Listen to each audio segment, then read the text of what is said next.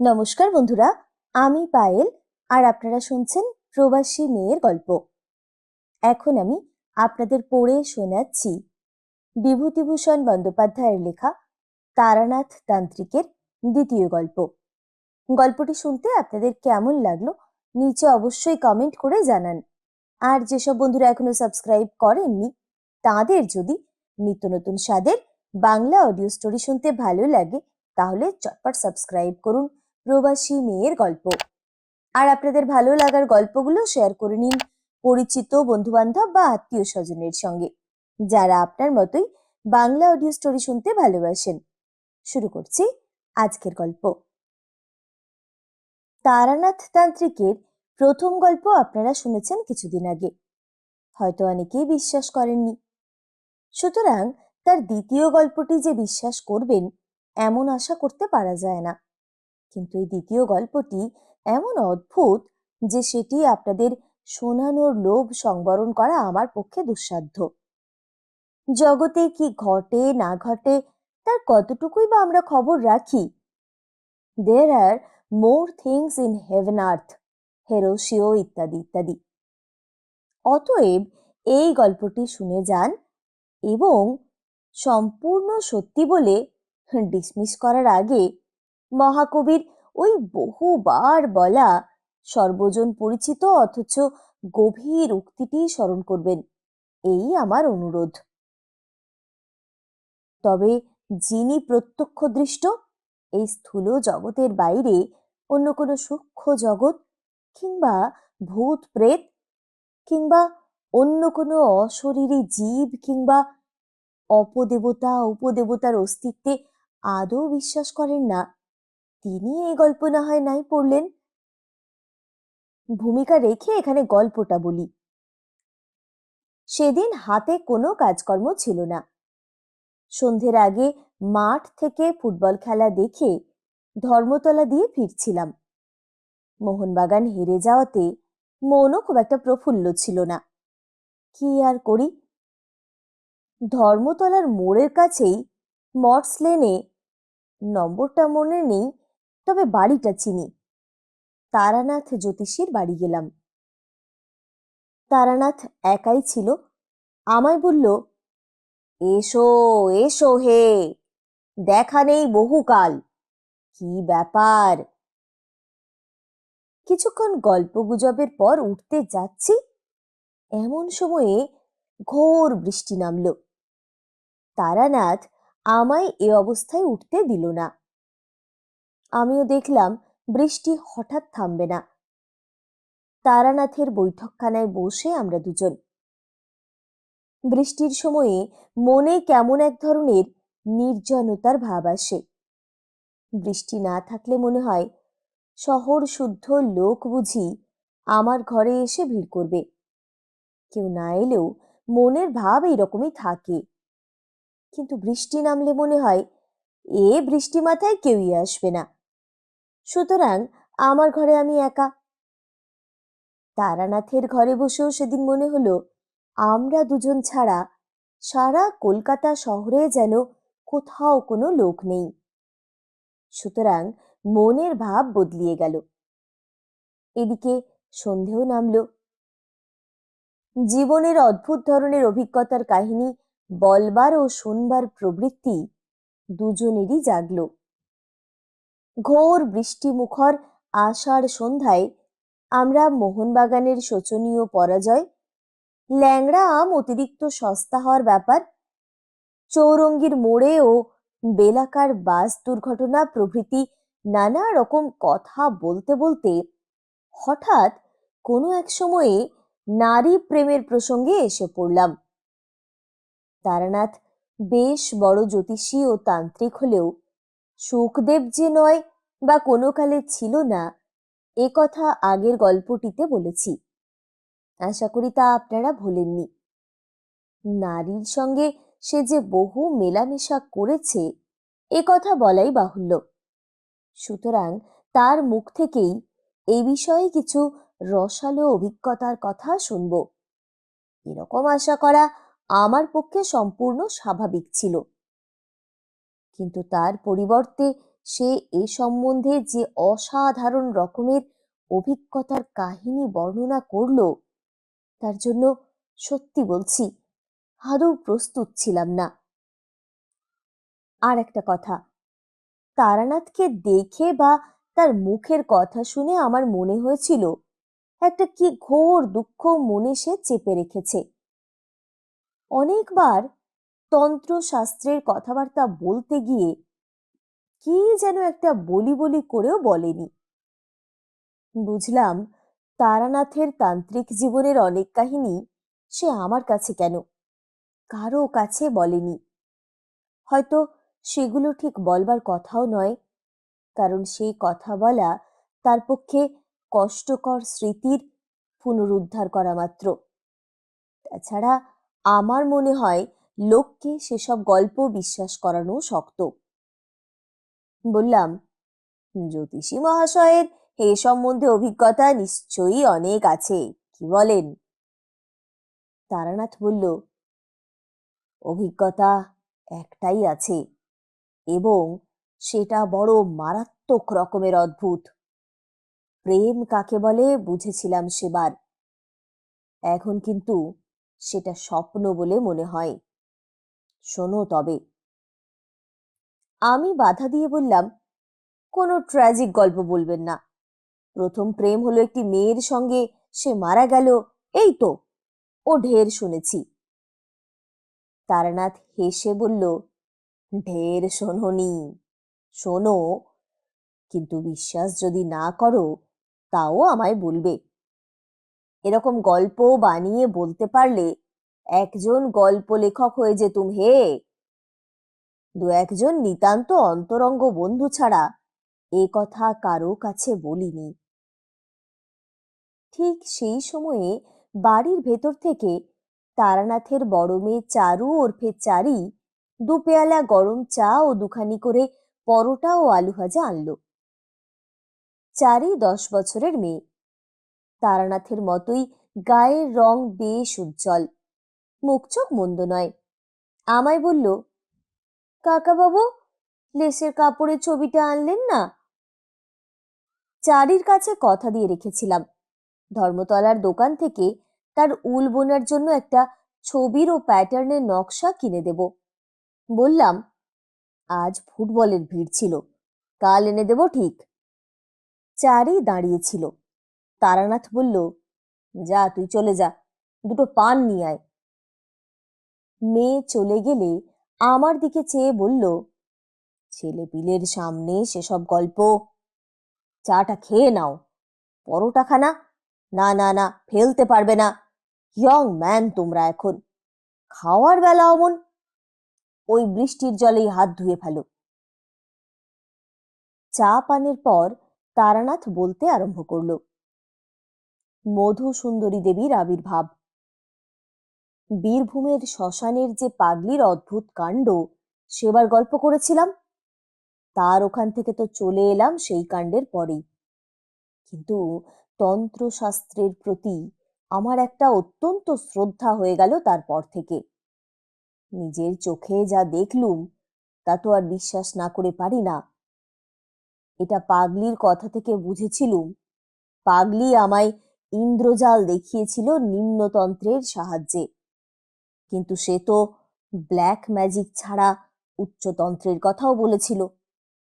ভাবলাম দেখি না কি আছে এর মধ্যে।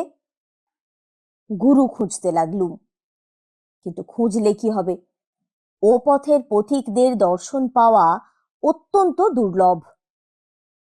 এই সময়ে বহু জায়গা ঘুরে বেড়িয়ে আমার দুটি মূল্যবান অভিজ্ঞতা হলো। প্রথম, ধুনি জ্বালানো সাধুদের মধ্যে শতকরা 99 জন ব্যবসাদার। ধর্ম জিনিসটা এদের কাছে একটা বেচা কেনার বস্তু। ক্রেতাকে ঠকাবার বিপুল কৌশল ও আয়োজন এদের আয়ত্তাধীনে। দ্বিতীয়, সাধারণ মানুষ অত্যন্ত বোকা, এদের ঠকানো খুব সহজ, বিশেষত ধর্মের ব্যাপারে। যাক সব কথা, আমি ধুনি জ্বালানো ব্যবসাদার সাধু অনেক দেখলুম, ইন্স্যুরেন্সের দালাল দেখলুম, দৈব ওষুধের মাদুলি বিক্রেতাকেও দেখলুম, সাধু বেশে ভিক্ষুক দেখলাম, সত্যিকার সাধু একটাও দেখলুম না। এই অবস্থায় বরাকর নদীর ধারে শালবনের মধ্যে একটি ছোট্ট গ্রামের সীমায় এক মন্দিরে একটা আশ্রয় নিয়েছি। শীতকাল, আমি বনের ডালপালা কুড়িয়ে আগুন করবার জোগাড় করতে যাচ্ছি। এমন সময়ে একজন শ্যামবর্ণ, ঋজু ও দীর্ঘাকৃতি প্রৌঢ় সাধু দেখি একটা পুটুলি বগলে মন্দিরে ঢুকছেন। আমি গিয়ে সাষ্টাঙ্গে প্রণাম করলুম। সাধুটি বেশ মিষ্টভাষী, বললেন, তুই যে দেখছি বড় ভক্ত, কি চাস সেখানে? বাড়ি ছেড়ে দেখছি রাগ করে বেরিয়েছিস। আমি বিনীত প্রতিবাদের সুরে বলতে গেলুম, রাগ নয় বাবাজি, বৈরাগ্য। সাধুজি হেসে বললেন, ওহে ছোকরা, সাধু হব বললেই হওয়া যায় না। তোর মধ্যে ভোগের বাসনা এখনো পুরো মাত্রায় রয়েছে, সংসার ধর্ম করগে যা। কথাটি পাগলিও বলেছিল।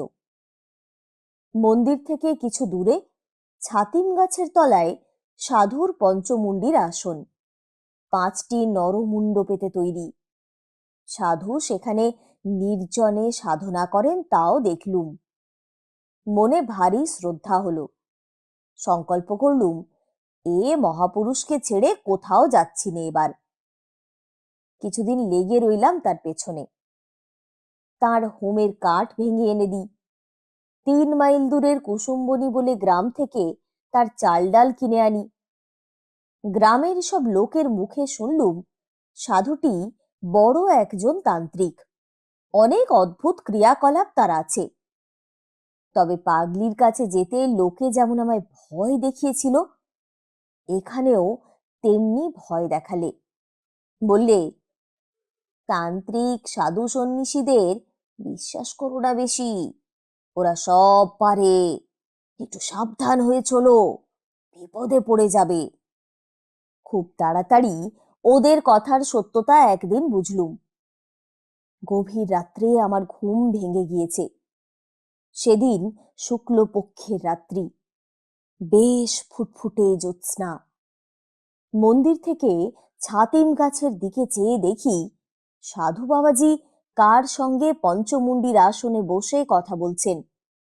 কৌতূহল হলো, এত রাত্রে কে এলো এই নির্জন নদী তীরে, জঙ্গলের মধ্যে? কৌতূহল সামলাতে না পেরে এগিয়ে গেলুম। অল্প দূরে গিয়েই যা দেখলুম, তাতে আর এগিয়ে যেতে সংকোচ বোধ হলো, এবং সঙ্গে সঙ্গে রীতিমতো আশ্চর্য হয়ে গেলুম। সাধু বাবাজি এত রাত্রে একজন মেয়ে মানুষের সঙ্গে কথা বলছেন। গাছের আড়ালে মেয়ে মানুষটিকে খানিকটা স্পষ্ট, খানিকটা অস্পষ্টভাবে দেখে আমার মনে হলো মেয়েটি যুবতী এবং পরমা সুন্দরী। এত রাত্রে গুরুদেব কোন মেয়ের সঙ্গে কথা বলছেন? সে মেয়েটি এলোই বা কেমন করে একা এই নির্জন জায়গায়? যাই হোক, আর বেশি দূর এগোলেই ওরা আমায় টের পাবে। মনে কেমন ভয়ও হলো। সেদিন চলে এলুম। তার পরদিন রাত্রে আমি ঘুমোলাম না। গভীর রাত্রে উঠে পা টিপে টিপে বাইরে গিয়ে গাছের আড়াল থেকে উঁকি মেরে দেখি কাল রাতের সেই মেয়েটি আজও এসেছে। ভোর হবার কিছু আগে পর্যন্ত আমি সেদিন গাছের আড়ালে রইলাম দাঁড়িয়ে। ফর্সা হবার লক্ষণ হচ্ছে দেখে আর সাহস হলো না। মন্দিরে নিজের বিছানায় শুয়ে ঘুমিয়ে পড়লাম। পরদিন রাত্রেও আবার অবিকল তাই। একদিন আর একটি জিনিস লক্ষ্য করলাম, যে মেয়ে মানুষটির সঙ্গে কথা হচ্ছে তার পরনের বস্ত্র বড় অদ্ভুত ধরনের। সে যে কোন দেশের বস্ত্র পরেছে, সেটা না শাড়ি, না ঘাগরা, না জাপানি কিমোনো, না মেয়েদের গাউন। অজানা যদিও ভারী চমৎকার মানিয়েছে বটে। সেদিন আর একটা কথা আমার মনে হলো, মেয়ে মানুষটি যেই হোক, সে জানে আমি রোজ গাছের আড়ালে দাঁড়িয়ে দাঁড়িয়ে ওর দিকে চেয়ে থাকি। কি করে আমার এ কথা মনে হলো তা আমি বলতে পারবো না, কিন্তু এই কথা আবছাভাবে আমার মনের মধ্যে উদয় হওয়ার সঙ্গে সঙ্গে মনে কেমন একটু ভয়ও হলো। সরে পড়ি বাবা, দরকার কি আমার এসবের মধ্যে থেকে। কিন্তু পরদিন রাত্রে এক সময় আর শুয়ে থাকতে পারলাম না নিশ্চিন্ত মনে, উঠে যেতেই হলো। সেদিন আর একটা জিনিস লক্ষ্য করলাম, মেয়ে মানুষটি যখন থাকে তখন এক ধরনের খুব মৃদু সুগন্ধ যেন বাতাসে পাওয়া যায়। এ কদিনও এই গন্ধটা পেয়েছি, কিন্তু ভেবেছিলুম কোনো বন্য ফুলের গন্ধ হয়তো। আজ বেশ মনে হলো এই গন্ধের সঙ্গে ওই মেয়েটির উপস্থিতির একটা সম্বন্ধ বর্তমান। এই রকম চলল আরো দিন 10-12। তারপর সাধুর ডাক এলো বরাকর না কোডারমার এক গাড়োয়ালির জমিদার বাড়িতে কি শান্তি সস্তায়ন করবার জন্য। সাধুজি প্রথমে যেতে রাজি হননি, দুদিন তাদের লোক ফিরে গিয়েছিল, কিন্তু তৃতীয়বারে জমিদারের ছোট ভাই নিজে পালকি নিয়ে এসে সাধুকে অনেক খোসামোদ করে নিয়ে গেলেন। মনে ভাবলুম এ আর কিছু নয়, সাধুজি সেই মেয়েটিকে ছেড়ে একটি রাত্রিও বাইরে কাটাতে রাজি নন। কিন্তু নিকটে কোথাও বস্তি নেই, মেয়েটি আসেই বা কোথা থেকে? আর সাধারণ সাঁওতাল বা বিহারি মেয়ে নয়, আমি অনেকবার দেখেছি এবং প্রত্যেকবারেই আমার দৃঢ় বিশ্বাস হয়েছে এ কোনো বড় ঘরের মেয়ে। যেমনি রূপসী তেমনি তার অদ্ভুত ধরনের অতি চমৎকার এবং দামি পরনে পরিচ্ছদ। হঠাৎ আমার মনে দুষ্টুবুদ্ধি জাগলো। আমার মনে হয়েছিল মেয়েটিকে সাধুজির হয়তো খবর দেওয়ার সুযোগ হয়নি, দেখাই যাক না আজ রাত্রে সে আসে কিনা। তখন ছিল অল্প বয়স, তোমরা যাকে বলো রোম্যান্স, তার তখন যে আমার যথেষ্ট ছিল, এতে তুমি আমাকে দোষ দিতে পারো না। নির্দিষ্ট সময়ের কিছু আগে রাত্রে সেদিন আমি নিজেই গিয়ে পঞ্চমুণ্ডির আসনে বসে রইলাম, মনে ভয়ানক কৌতূহল, দেখি আজ মেয়েটি আসে কিনা। কেউ কোনো দিকে নেই, নির্জন রাত্রি, মনে একটু ভয়ও হলো। এ ধরনের কাজ কখনো করিনি, কোনো হাঙ্গামায় আবার না পড়ে যাই। তখন আমি অপরিণত বুদ্ধির নির্বোধ যুবক মাত্র। তখন ঘুণাক্ষরেও যদি জানতাম অজ্ঞাতসারে কি ব্যাপারের সম্মুখীন হতে চলেছি, তবে কি আর ছাতিম তলায় একা পঞ্চমুণ্ডির আসনে বসতে যাই? তাও নয়, ও আমার অদৃষ্টের লিপি। সে রাত্রির জের আমার জীবনে আজও মেটেনি। আমার মনের শান্তি চিরদিনের জন্য হারানোর সূত্রপাতটি ঘটেছিল সেই কাল রাত্রে। তা কি আর তখন বুঝেছিলাম? যাক ও কথা। রাত ক্রমে গভীর হলো। পূব দিকের গাছপালার আড়াল থেকে চাঁদ উঠতে লাগলো একটু একটু করে। আমার ডানে বরাকর নদী, দুপারেই শিলাখণ্ড ছড়ানো, তার উপর জ্যোৎস্না এসে পড়ল। সেই নদীর পাড়েই ছাতিমতলা ও পঞ্চমুণ্ডির আসন, আমি যেখানে বসে আছি। আমার বাঁ দিকে খানিকটা ফাঁকা ঘাসের মাঠ, তারপর শালবন শুরু হয়েছে। হঠাৎ সামনের দিকে চেয়ে আমি চমকে উঠলুম। আমার সামনে সেই মেয়েটি কখন এসে দাঁড়িয়েছে, এমন নিঃশব্দে, এমন অতর্কিত ভাবে যে আমি একেবারেই কিছু টের পাইনি। অথচ আগেই বলেছি আমার একদিকে বরাকর নদীর জ্যোৎস্না ওঠা শিলা বিস্তৃত পাড়, আর একদিকে ফাঁকা মাঠ। আসনে বসে পর্যন্ত আমি সতর্ক দৃষ্টিও রেখেছি মাঠের দিকে। নদীর দিক থেকে আমার কাছে কারো আসা সম্ভব নয়।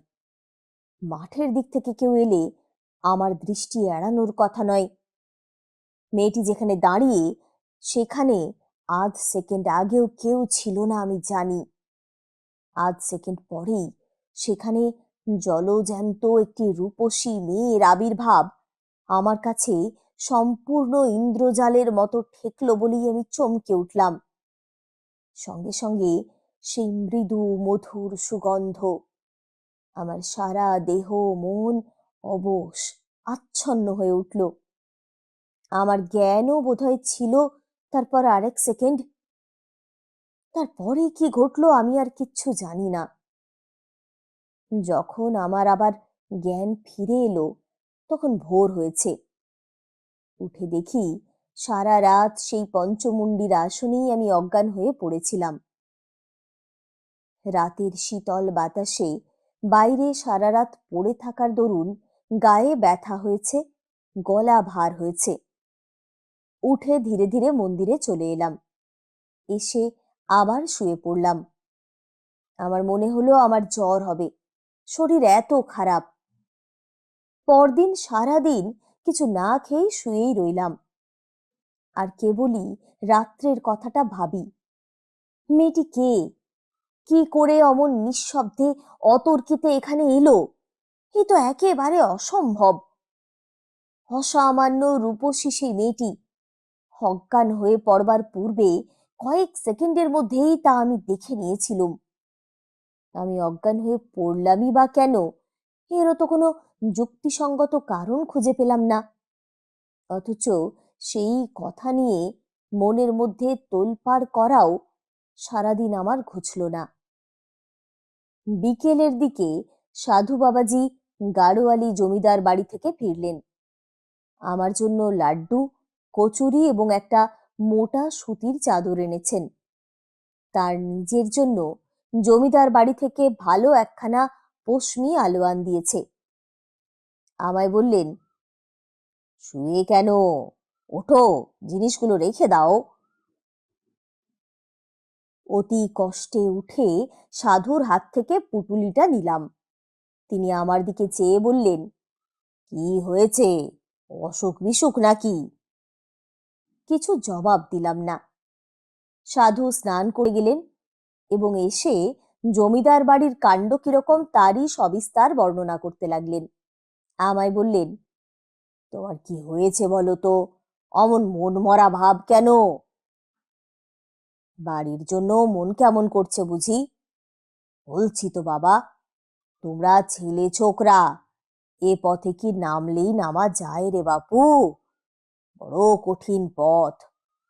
সেই রাত্রে আমার খুব জ্বর হলো। কতদিন ঠিক জানি না অজ্ঞান অচৈতন্য রইলাম। জ্ঞান হলেই দেখতাম সাধু শিয়রে বসে আছেন। বোধহয় তারই যত্নে এবং দয়ার সেবায় ক্রমে সেরে উঠলাম। সেরে উঠে একদিন গাছতলায় বসেছি দুপুরের পরে। সাধু বললেন, ছেলে ছোকরা কিনা, কি কাণ্ডটা বাঁধিয়ে বসেছিলে বাপু, এবার তো বাঁচতে না, অতি কষ্টে বাঁচাতে হয়েছে। আচ্ছা বাপু, পঞ্চমুণ্ডির আসনে কি জন্যে গিয়েছিলে সেদিন রাত্রে? আমি তো অবাক, কি করে জানলেন ইনি? আমি তো কোনো কথাই বলিনি। হঠাৎ আমার মনে হলো সেই অদ্ভুত মেয়েটির সঙ্গে নিশ্চয়ই সাধুর ফিরে এসে দেখা হয়েছে, সেই বলেছে। আমাকে চুপ করে থাকতে দেখে বললেন, ভাবছো আমি কি করে জানলাম না? আরে বাপু, কতটুকুই বা তোমরা বোঝো আর কতটুকুই বা তোমরা জানো? তোমাদের দেখে দয়া হয়। ভয়ে ভয়ে বললাম, আপনি জানলেন কি করে? সাধু হেসে বললেন, আরে পাগল, তুমি তোমার জ্বরের ঘোরে বলছিলে ওই সব কথা, নইলে জানবো কি করে? যাক, প্রাণে বেঁচে গিয়েছো এই ঢের। আর কখনো অমন পাগলামি করতে যেও না। আমি চুপ করে রইলাম। তাহলে আমি বিকারের ঘোরে সব ফাঁস করে দিয়েছি? সেই দিন মনে মনে সংকল্প করলাম 2-1 দিনের মধ্যেই এখান থেকে চলে যাব, শরীরটা একটু সুস্থ হয়ে উঠলেই। কিন্তু আমার ভাগ্যলিপি অন্যরকম। সাধু বাবাজিকে তার পরদিন পাহাড়ি বিছেতে কামড়ালো। তিনি তো যন্ত্রণায় অজ্ঞান হয়ে গেলেন। আমি 5 মাইল দূরের মিহিজাম থেকে ডাক্তার ডেকে আনি, তার সেবা করি দিন রাত জেগে। 3 দিন পর তাকে সারিয়ে তুলি। দিন 10 পরে আমি তাকে একদিন বললুম, সাধুজি, আমি আজ চলে যেতে চাই। সাধু বিস্মিত হয়ে বললেন, চলে যাবে? কোথায়? এখানে থেকেই বা কি হবে? আমার তো কিছু হচ্ছে না, নিচে বসে থাকা আর মন্দিরের প্রসাদে ভাগ বসানো। 2টি পেটের ভাতের লোভে আমি তো এখানে বসে নেই। সাধুজি চুপ করে গেলেন, তখন কোনো কথা বললেন না। সন্ধ্যের কিছুক্ষণ আগে আমায় ডেকে তিনি কাছে বসালেন, বললেন, ভেবেছিলাম এ পথে নামাবো না তোমায়, কিন্তু তুমি দুঃখিত হয়ে চলে যাচ্ছ। সেটা বড় কষ্টের বিষয় হবে আমার পক্ষে। তুমি আমার যথেষ্ট উপকার করেছ, নিজের ছেলের মতো সেবা করেছ। তোমাকে কিছু দিতে চাই। একটা কথা আগে বলি, তোমার সাহস বেশ আছে তো? বললুম, আগে হ্যাঁ, এর আগেও আমি বীরভূমের এক শ্মশানে তন্ত্র সাধনা করেছি। তারপর আমি সেই শ্মশানের পাগলি ও তার অদ্ভুত ক্রিয়াকলাপের কথা বললাম। এতদিন পরে আজ প্রথম সাধুকে পাগলির কথা বললাম। সাধু অবাক হয়ে বললেন, সে পাগলিকে তুমি চেনো? আরে, সে যে অতি সাংঘাতিক মেয়ে মানুষ। তুমি তার হাত থেকে যে অত সহজে উদ্ধার পেয়ে এসেছ, সে কেবল তোমার পূর্বজন্মের পুণ্য। ওর নাম মাতু পাগলি, মাতঙ্গিনী। ও নিম্ন শ্রেণীর তন্ত্রে ভয়ানক ভাবে সিদ্ধ। ওর সংস্পর্শে গিয়ে পড়েছিলে, কি সর্বনাশ! ওকে আমরা পর্যন্ত ভয় করে চলি। কিরকম জানো? যেমন লোকে খ্যাপা শেয়াল, কুকুর কি গোখরো সাপকে ভয় করে, তেমনি ও সেই জাতীয়। অসাধারণ ক্ষমতা ওর নিম্নতন্ত্রের। ওর ইতিহাস বড় অদ্ভুত, সে একদিন বলবো। কতদিন ওর সঙ্গে ছিলে? প্রায় 2 মাস। সাধুজি ভেবে বললেন, যখন ওর সঙ্গে ছিলে তখন কিছু কিছু অধিকার হয়েছে তোমার। তোমাকে আমি মন্ত্র দেব, কিন্তু তুমি যুবক, তোমার মনের ভাব আমি জানি। তুমি কি জন্যে রাত্রে পঞ্চমুণ্ডির আসনে গিয়েছিলে বলো তো? আমি লজ্জায় মাথা নিচু করে রইলাম। মনের গোপন পাপ নেই। যদি পঞ্চমুণ্ডির আসনে বসে থাকি, তবে সেই অপরিচিতা নিশা বিহারিণী রূপসীর টানে যে, এ কথা গুরুস্থানীয় ব্যক্তির কাছে স্বীকার করব কেমন করে? সেই দিন সাধু অতি অদ্ভুত ও গোপনীয় কথা আমায় বললেন। বললেন, কিন্তু একটা কথা তুমি জানো না, সেটা আগে বলি। তুমি সেদিন যাকে রাত্রে ছাতিমতলায় বসে দেখেছিলে, তিনি তোমার আমার মতো দেহধারী মানুষ নন। শুনে তো মশাই আমার গা শিউরে উঠল। দেহধারী জীব নয়? বলে কি রে বাবা, তবে কি ভূত পেতনি নাকি? সাধুজি বললেন, তোমায় এ কথা বলতাম না যদি না শুনতাম যে তুমি মাতু পাগলির সঙ্গে ছিলে। আচ্ছা, শুনে যাও। আমার গুরুদেব ছিলেন কালিকানন্দ ব্রহ্মচারী। হুগলি জেলায় জেজুর গ্রামে তার মঠ ছিল। মস্ত বড় সাধক ছিলেন। কুলার্নব আর মহাডামর, এই 2 শ্রেষ্ঠ তন্ত্রে তার সমান অধিকার ছিল। মহাডামর তন্ত্রে একটি নিম্ন শাখার নাম ভূত ডামর। আমি তখন যুবক, তোমারই মতো বয়স। স্বভাবতই আমার ঝোঁক গিয়ে পড়ল ভূত ডামরের ওপর। গুরুদেব আমার মনের গতি বুঝতে পেরে ও পথ থেকে ফেরাবার যথেষ্ট চেষ্টা করেছিলেন, কিন্তু তাই কি হয়? অদৃষ্ট লিপি তবে আর বলেছে কাকে? এই তোমার যেমন। আমি বললাম, ও পথ থেকে আপনাকে ফেরাতে চেষ্টা করেছিলেন কেন? ও পথ প্রলোভনের পথ, বিপদের পথ। ভূত ডামর মন্ত্র নানা প্রকার অশরীরী উপদেবীদের নিয়ে কারবার করে। তন্ত্রের ভাষায় এদের সাধারণ নাম যোগিনী। জপে ও সাধনায় বশীভূত হয়ে এদের মধ্যে যে কেউ, যার সাধনা তুমি করবে, সে তোমার আপন হয়ে থাকতে পারে। নানাভাবে এদের সাধনা করা যায়। কিঙ্কিনী দেবীকে মাতৃভাবে পেতে হয়, কনকবতী দেবীকে পাওয়া যায় কন্যা ভাবে, কিন্তু বাকি সব যোগিনীদের যে কোনোভাবে সাধনা করা যায় এবং যে কোনোভাবে পেতে পারা যায়। এইসব যোগিনীদের কেউ ভালো কেউ মন্দ, এদের জাতি নেই, বিচার নেই, ধর্ম নেই, অধর্ম নেই, কোনো গণ্ডি বা বাধ্যবাধকতার মধ্যে এরা আবদ্ধ নন। ভূত ডামরে এই সাধনার ব্যাপার বলে দেওয়া আছে।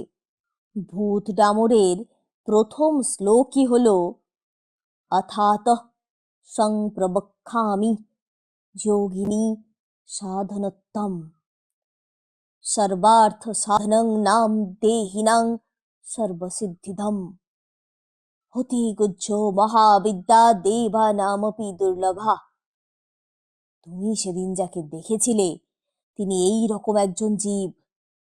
তোমার সাহস থাকে সে মন্ত্র আমি তোমায় দেব, কিন্তু আমার যদি নিষেধ শোনো তবে এ পথে নেমো না। এতটা বলে সাধুজি ভালো করেননি। আমার কৌতূহল বাড়িয়ে দিয়ে তিনি আমায় আর কি সামলে রাখতে পারেন? আমি নাছোড় বান্দা, মন্ত্র নেবই। সাধুজি বললেন, তবে কনকবতী দেবী সাধনার মন্ত্র নাও, কন্যা ভাবে পাবে দেবীকে। আমি চুপ করে রইলুম। তিনি আবার বললেন, তবে কিঙ্কিনী সাধনার মন্ত্র? আহ, কি বিপদেই পড়েছি বুড়ো সাধুটাকে নিয়ে। অন্য যোগিনীদের দেখতে দোষ কি? সাধু আমায় চুপ করে থাকতে দেখে বললেন, বেশ, আমি তোমাকে মধুসুন্দরী দেবী সাধনার মন্ত্র দিচ্ছি। একে কন্যা ভাবে, ভগ্নী ভাবে বা ভার্যা ভাবে পেতে পারো, তবে আমার কথা যদি শোনো, কখনো ভার্যা ভাবে পেতে চেও না। এর বিপদের দিক বলি। ভার্যা ভাবে সাধনা করলে তিনি তোমাকে প্রণয়ীর মতো দেখবেন, কিন্তু এরা মহা শক্তিশালিনী যোগিনী, সাধারণ মানবী নয়। এদের আয়ত্তের মধ্যে রাখা বড় শক্ত। হয় তোমাকে পৃথিবীর মধ্যে সর্বাপেক্ষা সুখী মানুষ করে রাখবেন, নয়তো একেবারে উন্মাদ করে ছেড়ে দেবেন। সামলাতে পারা বড় কঠিন। সাধুজি আমায় মন্ত্র দিলেন এবং বললেন, বাবা, এই জায়গা থেকে তোমায় চলে যেতে হবে। তোমায় এখানে আমি আর রাখতে পারি না। এক জায়গায় দুজন সাধকের সাধনা হয় না। বেশ ভালো, আমি চাইনি। আমার ভয় ছিল হয়তো সাধুজিও মাতু পাগলির মতো হিপনোটিজম জানে এবং খানিকটা অভিভূত করে যা তা দেখাবে আমায়। তারপর আমি তারানাথের কথায় বাধা দিয়ে বললাম, কেন, আপনি যে সচক্ষে পঞ্চমুণ্ডির আসনে কি মূর্তি দেখেছিলেন, তখন তো সাধু সেখানে ছিলেন না। তারপর আমার টাইফয়েড জ্বর হয় বলিনি? হয়তো পঞ্চমুণ্ডির আসনে যখন বসি তখনই জ্বর আসছে। সেই সময় জ্বরের পূর্বাবস্থায় অসুস্থ মস্তিষ্কে কি বিকার দেখে থাকবো, হয়তো চোখের ধাঁধা। জ্বর ছেড়ে সেরে উঠে এ সন্দেহ আমার হয়েছিল, সত্যি বলছি। যাক সে কথা। তারপর ওখান থেকে চলে গেলাম বরাকর নদীর ধারে আরেকটা নির্জন জায়গায়। ওখান থেকে 5-6 মাইল দূরে একটা গ্রাম ছিল। কিছু দূরে থাকতাম গ্রামের বারোয়ারি ঘরে। গ্রামের লোক যে যা দিত তাই খেতাম আর সন্ধ্যের পরে নদীর ধারে নির্জনে বসে মন্ত্র জপ করতাম। এই রকমে 1 মাস কেটে গেল, 2 মাস গেল, 3 মাস গেল, কিছুই দেখিনি। মন্ত্রের ওপর বিশ্বাস ক্রমেই যেন কমে যাচ্ছে। তবু মনকে বোঝালাম 6 মাস পরে পূর্ণাহুতি ও হোম করার নিয়ম বলে দিয়েছিল সাধুজি, তার আগে কিছু হবে না। 6 মাসও পূর্ণ হলো। সাধুজি যেমন বলে দিয়েছিল ঠিক সেই সব নিয়ম পালন করলাম। পদ্মাসনং সমস্থায় মৎস্যেন্দ্রনাথ সম্মতম আমিষান্নৈ পুপসুপৈ সংপূজ্য মধু সুন্দরীম। ভরাকর নদীর তীরে বসে ভাত রাঁধলুম, কই মাছ পোড়ালুম। আঙট কলার পাতায় ভাত ও পোড়া মাছের নৈবেদ্য দিলাম। ডুমুরের সমিত দিয়ে বালির ওপর হোম করে ওং টং ঠং রিং ইং খং মধু সৌন্দর্যই নমঃ এই মন্ত্রে আহুতি দিলাম। জাতি ফুলের মালা নিতান্ত দরকার। কত দূর থেকে খুঁজে জাতি ফুলের মালা এনেছিলাম। তার মালা ও চন্দন আলাদা কলার পাতায় রেখে দেবীর উদ্দেশ্যে নিবেদন করে ধ্যানে বসলাম। সারা রাত কেটে গেল। বললাম, কিছু দেখলেন? কাকস্য পরিবেদনা। ঘি, চন্দন, মিষ্টি কিনতে কেবল কতগুলো পয়সার শ্রাদ্ধ হয়ে গেল। ধ্যান, জপ, হোমে কিছুই ফল ফলল না। রাগ করে টান মেরে সব নৈবেদ্য ফেলে দিলাম নদীর জলে। বেটা সাধু বিষম ঠকিয়েছে, বেটার কোনো ক্ষমতা নেই। যেমন মাতু পাগলি তেমনি সাধু, মন্ত্রতন্ত্র সব বাজে। খানিকটা হিপনোটিজম জানে, তার বলে মূর্খ গ্রাম্য লোককে ঠকিয়ে খায়। এভাবে আরো 4-5 মাস কেটে গেল। একদিন সন্ধ্যার পরেই, রাত তখন শুরু হয়েছে সবে, আধ ঘন্টাও হয়নি, আমি একটা গাছের তলায় বসে জপ করছি। অন্ধকার হলেও খুব ঘন হয়নি তখনও। হঠাৎ তীব্র কস্তুরীর গন্ধ অনুভব করলাম বাতাসে। বেশ মন দিয়ে শুনে যাও, এক বর্ণ মিথ্যে বলিনি। যা যা হলো একটার পর একটা বলছি, মন দিয়ে শোনো। কস্তুরীর গন্ধটা যখন সেকেন্ড 4-5 পেয়েছি, তখন আমার সেদিকে মন গেল। ভাবলুম, এ দেখছি অবিকল কস্তুরীর গন্ধ। বাহ, পাহাড়ে জঙ্গলে কত সুন্দর অজানা বনফুলি আছে। তারপরেই আমার মনে হলো, আমার পেছনে, অর্থাৎ যে গাছটার তলায় বসেছিলাম তার গুঁড়ির আড়ালে কে একজন এসে দাঁড়িয়েছে। আমি পেছন থেকে দেখতে পাচ্ছি না বটে, কিন্তু অনেক সময়ে লোকের উপস্থিতি চোখে না দেখেও এভাবে ধরা যায়। আমার সমস্ত ইন্দ্রিয় তখন যেন অতিমাত্রায় সজাগ ও সতর্ক হয়ে উঠেছে। বাতাস যেন বন্ধ হয়ে গেল। সমস্ত শরীর দিয়ে যেন গরম আগুনের হলকা বেরুচ্ছে মনে হলো। আবার অজ্ঞান হয়ে যাব নাকি, ভয় হলো মনে। ঠিক সেই সময়ে আমার সামনে দেখলাম একটি মেয়ে দাঁড়িয়ে। আধ সেকেন্ড আগেও তিনি সেখানে ছিলেন না। ঠিক সেই পঞ্চমুণ্ডির আসনে বসার রাত্রের সেই অভিজ্ঞতার পুনরাবৃত্তি। কিন্তু এবারে মনে মনে দৃঢ় সংকল্প করলাম, জ্ঞান হারাবো না কখনোই। মেয়েটি দেখি ঈষৎ ভ্রুকুটির সঙ্গে আমার দিকে চেয়ে রয়েছে। জিজ্ঞেস করলাম, নিজের চোখে এমন এক মূর্তি দেখলেন আপনি? আমার কথার মধ্যে হয়তো একটু অবিশ্বাসের গন্ধ পেয়ে তারানাথ উগ্র প্রতিবাদের সুরে বলল, নিজের চোখে, সুস্থ শরীরে। বিশ্বাস করো আর না করো সে আলাদা কথা, কিন্তু যা দেখেছি তাকে মিথ্যে বলতে পারবো না। কিরকম দেখলেন? কেমন চেহারা? ভারী রূপসী যদি বলি, কিছুই বলা হলো না।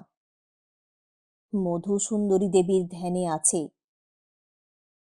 উদত ভানু প্রকাশাতা বিদ্যুৎ পুঞ্জনী ভাসতি নীলাম্বর পরিধানা মুদি বিহ্বল লোচনা নানা অলঙ্কার শোভাঢ্যা কস্তুরী গন্ধ মোদিতা কোমলাঙ্গী স্মের মুখিং বিনত্ত তুঙ্গ পয়োধরাম, অবিকল সেই মূর্তি।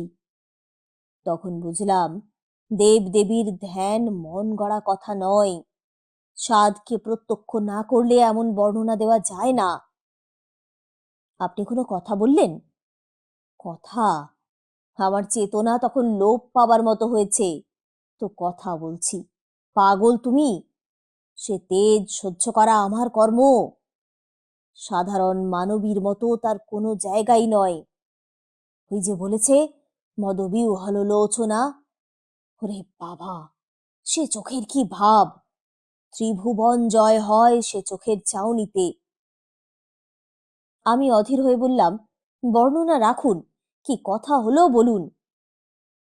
কথাবার্তা যা হয়েছিল সব বলার দরকার নেই। মোটের ওপর সেই থেকে মধুসুন্দরী দেবী প্রতি রাত্রে আমায় দেখা দিতেন। নদী তীরের সেই নির্জন জায়গায় তাকে চেয়েছিলাম প্রিয়া রূপে। বলাই বাহুল্য, সাধুর কথা কে শোনে। তখন শীতকাল, বরাকর নদীর জল কম হয়েছে অনেক। জলের ধারে জলজ লিলি গাছ শুকিয়ে হলদে হলদে হয়ে এসেছে। আগে যেখানে বালির উপর অভ্রকণা জ্যোৎস্না রাত্রে চকচক করে, বরাকর নদীর দুপাড়ে শালবন পাতা ঝরিয়ে দিচ্ছে। আকাশ রোজ নীল, শুক্লপক্ষের জ্যোৎস্নার বড় মনোরম শোভা। সেই সময় থেকে 3টি মাস দেবী প্রতি রাত্রে দেখা দিতেন। সত্যিকার বাঁচা বেঁচেছিলুম ওই 3 মাস। এসব কথাও বলা এখন আমার পক্ষে বেদনাদায়ক। কত বেদনাদায়ক তুমি জানো না। আমার জীবনের যা সর্বশ্রেষ্ঠ আনন্দ তা পেয়েছিলুম ওই 3 মাসে। দেবী বটে, মানুষের সাধ্য নেই অমন ভালোবাসা, অমন নিবিড় বন্ধুত্ব দান করা। সে এক স্বর্গীয় দান। সে তুমি বুঝবে না। তোমায় কি বোঝাবো?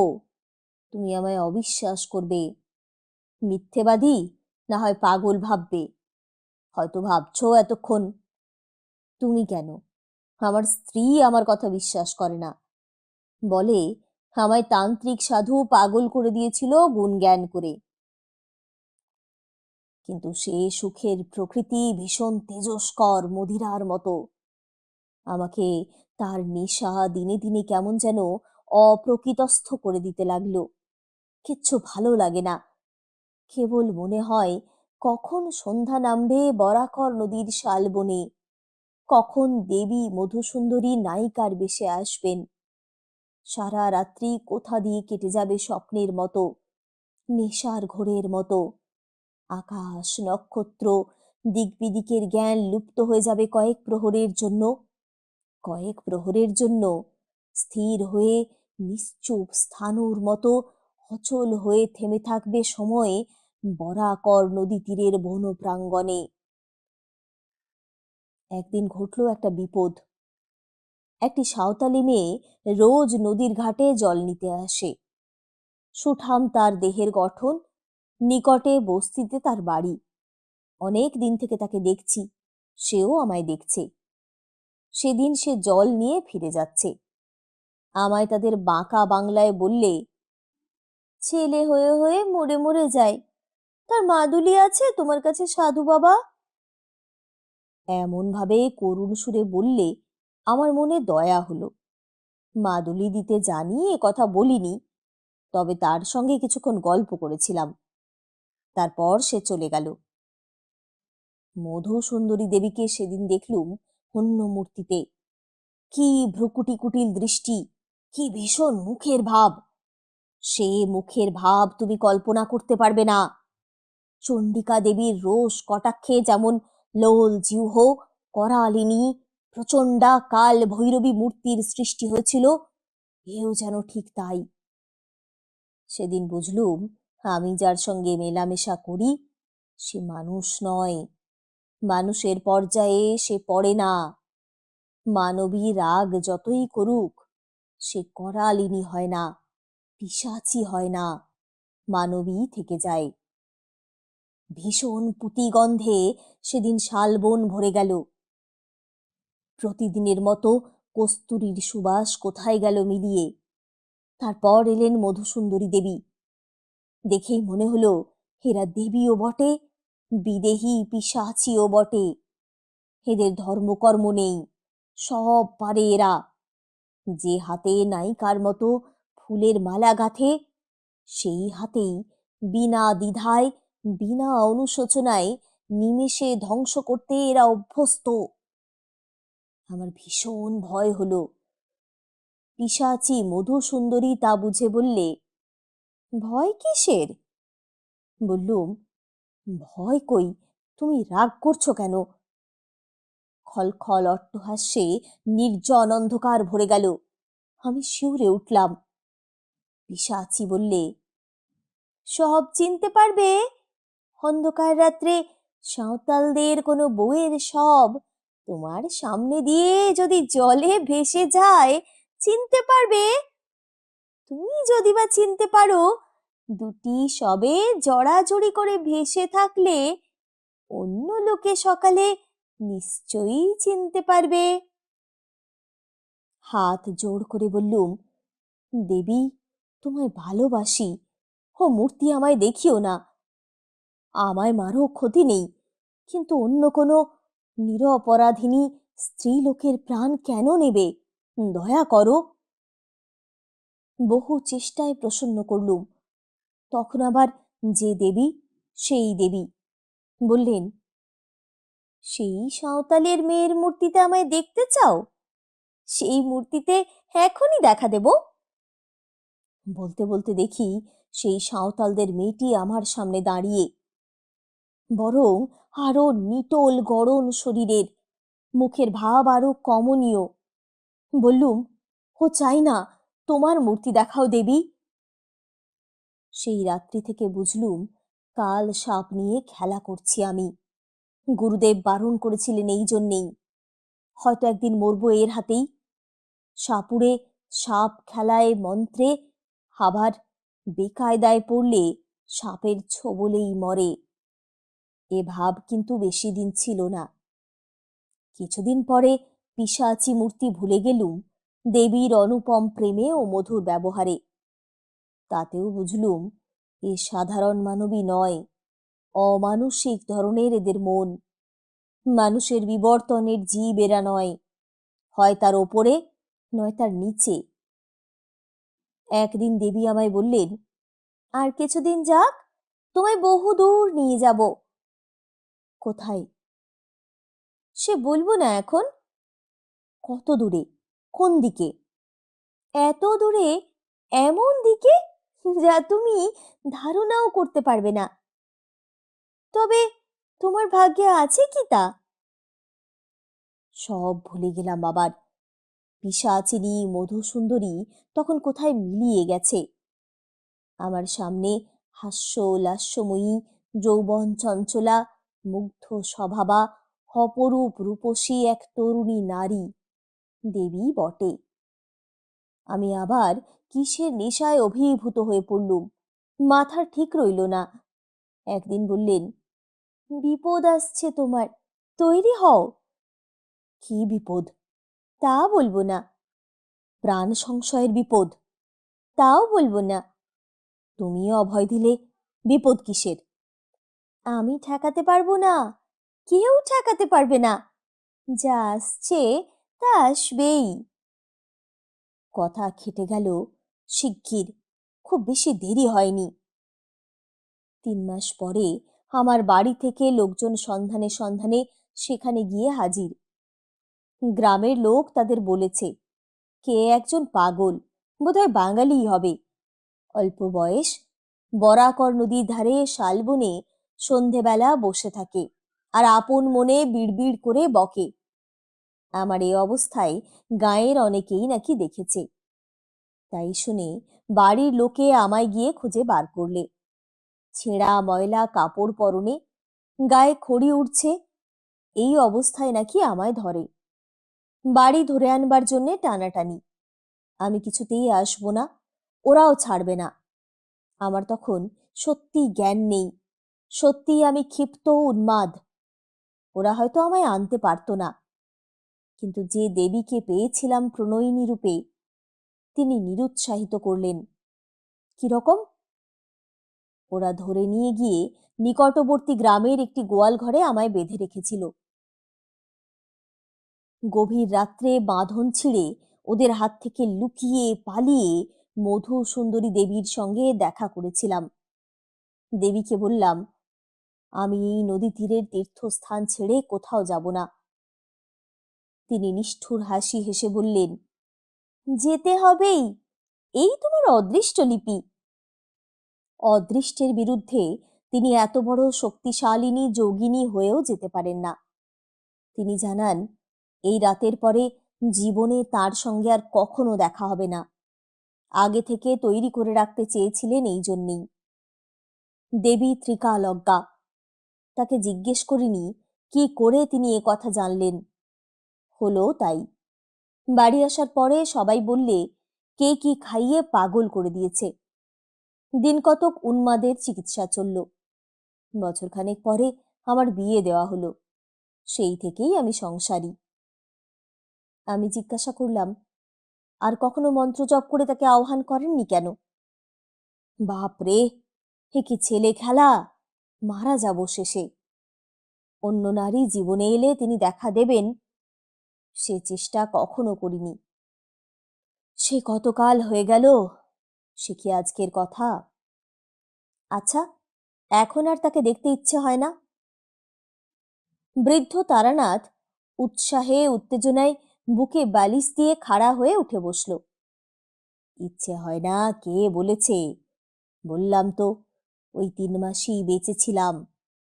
দেবী এসেছিলেন মানুষ হয়ে। এদিকে ষড়ৈশ্বর্যশালিনী শক্তিরূপিণী যোগিনী, তেজে কাছে ঘেঁষা যায় না। অথচ কি মানবী হয়ে যেতেন যখন ধরা দিতেন আমায়। প্রিয়ার মতো আসতেন কাছে, অমনি মিষ্টি, অমনি ঠোঁট ফুলিয়ে মাঝে মাঝে অভিমান। বরাকর নদীর ধারের শালবন রাত্রির পর রাত্রি তার মধুর হাসিতে জ্যোৎস্নার মতো উজ্জ্বল হয়ে উঠত। এমনি কত রাত ধরে এক এক সময় ভ্রম হতো তিনি সত্যি মানুষই হবেন। বিদায় নিয়ে যাওয়ার রাত্রিতে বললেন, নদী তীরের এই 3 মাসের জীবন আমিও কি ভুলবো ভেবেছ? আমাদের পক্ষেও সুলভ নয়। ভেবো না আমরা খুব সুখী। আমাদের মতো সঙ্গীহারা বন্ধুহারা জীব কোথায় আছে? প্রেমের কাঙ্গাল আমরাও। কতদিন পর একজন মানুষ আমাদের সত্যিকার চায়। তার জন্য আমাদের মন সর্বদা তৃষিত হয়ে থাকে। কিন্তু তাই বলে নিজেকে সহজলভ্য করতে পারিনে। আগ্রহ করে যে না চায় তার কাছে যাইনি। যে আমার প্রেমের মূল্য দেবে না, নিজেও আনন্দ পাবে না। যা কিনা পাওয়া যায় বহু চাওয়ার পরে। কিন্তু আমাদের অদৃষ্ট লিপি, কোথাও চিরদিন থাকতে পারিনে। কি না কি ঘটে যায়, ছেড়ে চলে যেতে হয় অনিচ্ছা সত্ত্বেও। কজন আমাদের ডাকে, কজন বিশ্বাস করে। সুখী ভেবো না আমাকেও। বললাম, এত যদি সুখের ব্যাপার, তবে আপনি ভয়ঙ্কর বলছিলেন কেন আগে? ব্যাপার ভয়ঙ্কর এই জন্যেই যে আমার সারা জীবনটা মাটি হয়ে গেল ওই 3 মাসের সুখ ভোগে। কোনো দিকে মন দিতে পারিনি। তার মধ্যে তো দিন কত উন্মাদ হয়ে গিয়েছিলাম বিয়ের পরেও। তারপর সেরে সামলে উঠে এই জ্যোতিষের ব্যবসা আরম্ভ করি। যা হয় একরকম, সেও দেবীরই দয়া। তিনি বলেছিলেন, জীবনে কখনো অন্য কষ্টে পড়তে হবে না। পড়তে কখনো হয়নি, কিন্তু ওতেই কি আর আনন্দ দেয় জীবনে? তারানাথ গল্প শেষ করে বাড়ির ভেতরে যাওয়ার জন্য উঠল। আমিও বের হয়ে ধর্মতলার মোড়ে এলাম। এই অদ্ভুত অবাস্তব জগৎ থেকে বিংশ শতাব্দীর বাস্তব সভ্যতার জগতে এসে যেন হাঁপ ছেড়ে বাঁচলাম। যতক্ষণ তারানাথ গল্প বলছিল ততক্ষণ ওর চোখ মুখের ভাবে ও গলার স্বরে সত্যতা সম্পর্কে অবিশ্বাস জাগেনি। কিন্তু ট্রামে উঠেই মনে হলো, কি মনে হলো তার নাই বা বললাম।